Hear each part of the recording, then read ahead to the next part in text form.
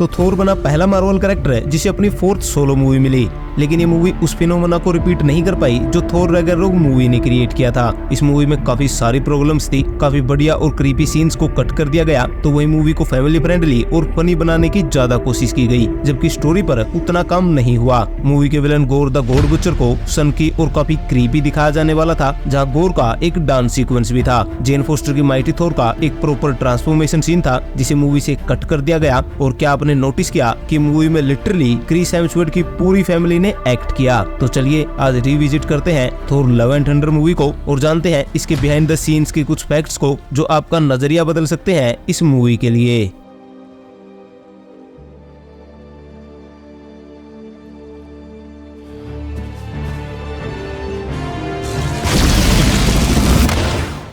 Thor love and thunder है 4th solo movie थी ओडिनसन थोर के कैरेक्टर के लिए। इससे पहले एक टेम्पलेट था एमसीयू में जहां सिर्फ ट्रिलोजी ही दी जाएगी किसी भी मेन स्ट्रीम कैरेक्टर को, उसके बाद वो सिर्फ क्रॉसओवर मूवीज में दिखेगा। इस मूवी का बजट $250 मिलियन था और इसने बॉक्स ऑफिस पर 760 मिलियन से ज्यादा की कमाई की, जो कि लास्ट थोर मूवी से काफी कम था। स्टार्टिंग में इस मूवी को काफी अच्छा रिस्पॉन्स मिला था, लेकिन थर्ड डे के बाद मूवी के कलेक्शन में 60% का डिक्लाइन आया, बिकॉज फैंस को ये मूवी बिल्कुल भी पसंद नहीं आई और इसकी एक नेगेटिव माउथ प्रमोशन हुआ। मूवी का टाइटल है एक्चुअली में एक ट्रिक है और ट्विस्ट था ऑडियंस के लिए। थोर लव एंड थंडर में लव को जेन और थोर से कनेक्ट किया जा रहा था। इवन मूवी के डायरेक्टर टाइका वाइटिटी ने मूवी की थीम 70s के रोमांटिक ओपरा से ली थी, पर एक्चुअली में लव है मूवी के एंड में दिखी एक कैरेक्टर थी जिसके पास इटर्निटी की पावर थी।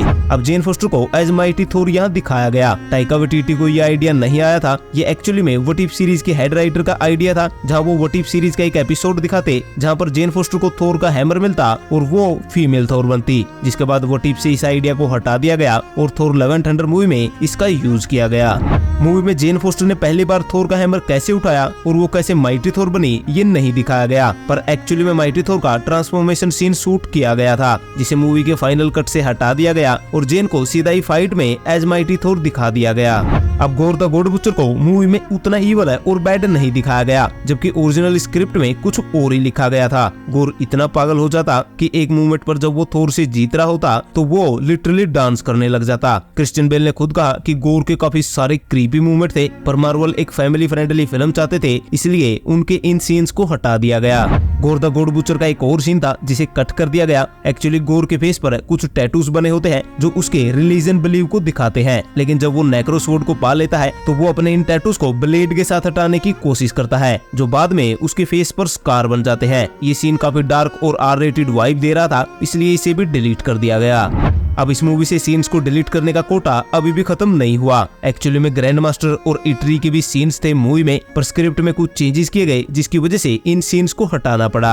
अब जब हमने फेज 4 की पिछली मूवीज को रिविजिट किया था तो वहाँ एक कॉमन चीज थी, मार्वल की मूवीज लगातार बैन हो रही थी, तो ये मूवी भी ईस्टर्न कंट्रीज में बैन हो गई, बिकॉज यहाँ पर भी LGBT कैरेक्टर्स को दिखाया गया था और उन कंट्रीज ने रिक्वेस्ट की थी कि इन कैरेक्टर्स को हटा दिया जाए या फिर इनके सीन्स को कट कर दिया जाए, पर मार्वल ने ऐसा नहीं किया और ये मूवी उन कंट्रीज में रिलीज नहीं हुई।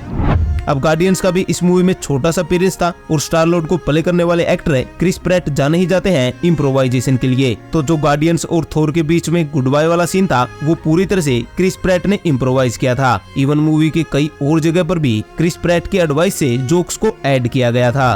अब जेम्स गन के बिना गार्डियंस ऑफ द गैलेक्सी को दिखाना, इसलिए टाइका वाइटिटी ने थोर 4 मूवी की स्क्रिप्ट जेम्स गन के साथ शेयर की। इवन टाइका वाइटिटी ने guardians of the Galaxy volume 3 की स्क्रिप्ट भी पढ़ी, जहाँ पर जेम्स गन ने कुछ एडवाइस दी और कुछ चेंजेस भी करवाए गार्डियंस के अपीयरेंस में।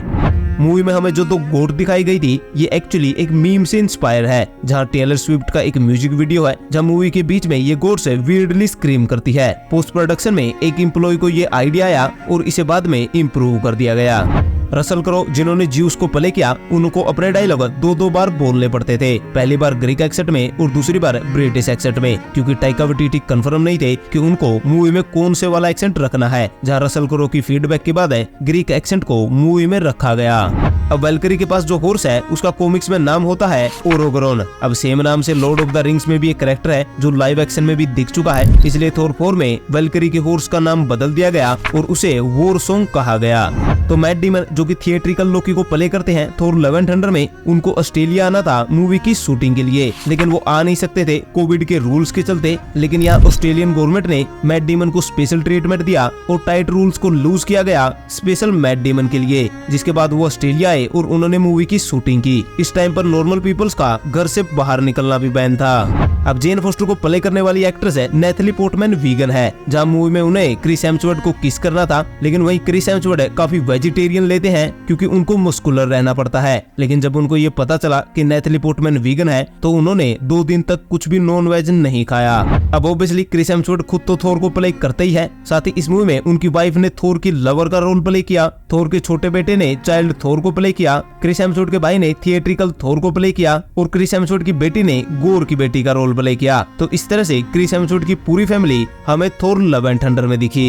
तो गाइस ये थे कुछ इंटरेस्टिंग फैक्ट्स है थोर लव एंड थंडर मूवी से रिलेटेड है। डेफिनेटली ये मूवी काफी बड़ी डिसअपॉइंटमेंट थी, जब गोर द गॉड बुचर जिसको क्रिश्चियन बेल जैसे एक्टर ने प्ले किया उसके होते ये मूवी एक मास्टरपीस बन सकती थी। थोर अब हमें आगे बड़े शोडाउन में ही दिखेगा। आई मीन अवेंजर्स डूम्सडे या सीक्रेट वॉर्स जैसी मूवी में उसको एक इम्पोर्टेंट रोल मिल सकता है। और बात रही थोर 5 मूवी की तो इसकी पॉसिबिलिटी काफी कम है, पर क्रिस हेम्सवर्थ अभी भी थोर को प्ले करना चाहते हैं तो हू नोज। अगर ऐसा हुआ तो क्रिस हेम्सवर्थ का थोर पहला ऐसा मार्वल कैरेक्टर बनेगा जिसे 5th MCU सोलो मूवी मिलेगी।